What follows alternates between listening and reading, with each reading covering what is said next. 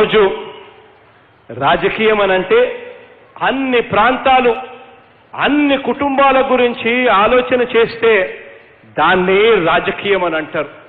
రాజకీయం అనంటే అటు అమరావతితో పాటు ఉత్తరాంధ్రను కూడా చూసుకుంటూ రాయలసీమను కూడా చూసుకుంటూ వారందరి ఆత్మగౌరవాన్ని నిలబెట్టడం దాన్ని రాజకీయం అని చెప్పి అంటారు అని చెప్పి కూడా ఈ సందర్భంగా తెలియజేస్తా ఉన్నాం.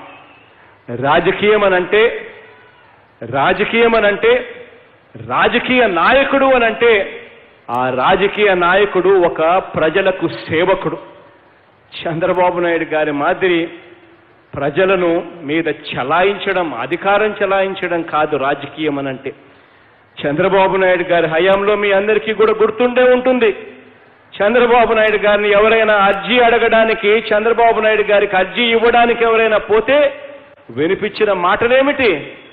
ఆ రోజు బీసీలు వాళ్ళ సమస్యల గురించి చెప్పడానికి పోతే తోకలు కత్తిరిస్తా అన్న మాటలు విన్నాం. ఇదే పెద్ద మనిషి ఎస్సీలుగా ఎవరైనా పుట్టాలని అనుకుంటాడా అని చెప్పి ఏకంగా పెద్ద మనిషి మాటలు మాట్లాడేశారు. ఇలాంటివి కాదు రాజకీయాలంటే.